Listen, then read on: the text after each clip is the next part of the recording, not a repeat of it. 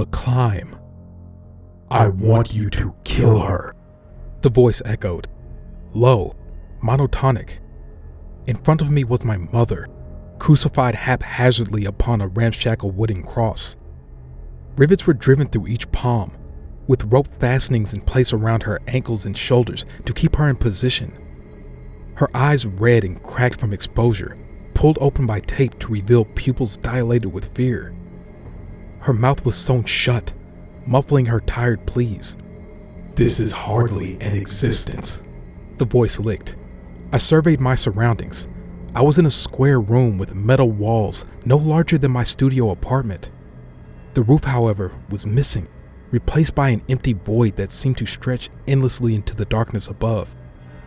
About 5 feet in front of me was my mother, writhing weakly against her restraints. 5 feet behind her, an impossibly tall ladder stretched into the abyss. What are you waiting for? As if you care, the voice prompted. Who was talking? Where was this voice coming from? Its warm presence swaddled me like a warm blanket. In one swift surge, the gravity of the situation dawned on me. I didn't know where I was. I didn't like being lost. I felt the kick of adrenaline into my bloodstream, my heart beating against my ribcage. My hands clammy. I clenched them repeatedly. Open, closed, open. I needed to get out of here. End her.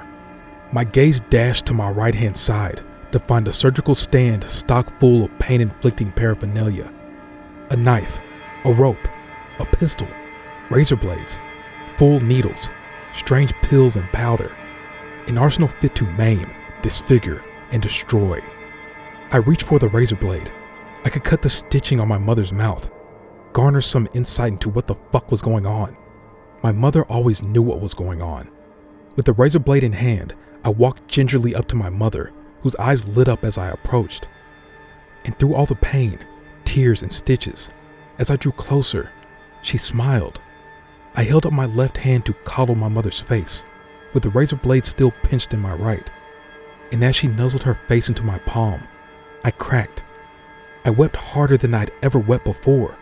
Full-bodied, racking sobs crashed over me. Because it didn't matter how bad anything got. It didn't matter how broken the situation or how broken the person. My mother was just happy I was there.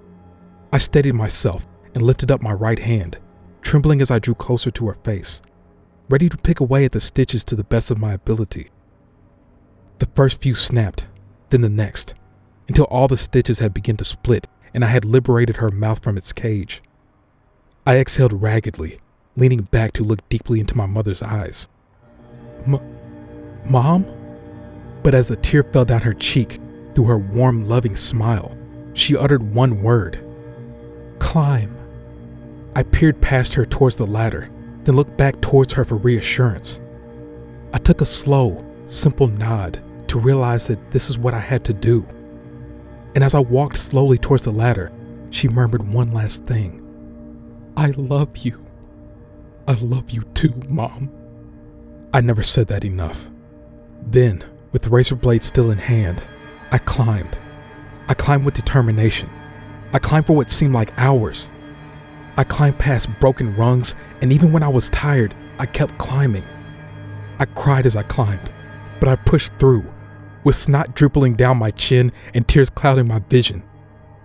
I reminisced as I climbed. I climbed through good memories. I climbed through bad memories. I climbed through the time when I had the flu and my mother came around to do my laundry. And I climbed through the time my girlfriend cheated on me. I climbed because I was sick of this dark room. I climbed to make my mother proud. And as I climbed, the darkness subsided, opening itself up to light. I could see where the ladder ended now. I could see my way out. As I placed my hand on the last rung of the ladder and pulled myself up over the edge, I was overcome by brightness.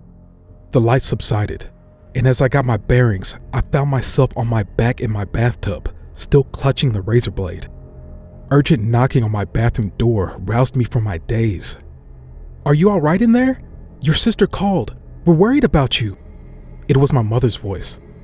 I got up out of the bathtub and placed the razor blade back on the shelf, walking towards the door. And as I flung it open, She looked at me. She looked at me and she knew. She held me in her arms and we sobbed. I wouldn't know how to live without you, she whimpered. My climb had just begun.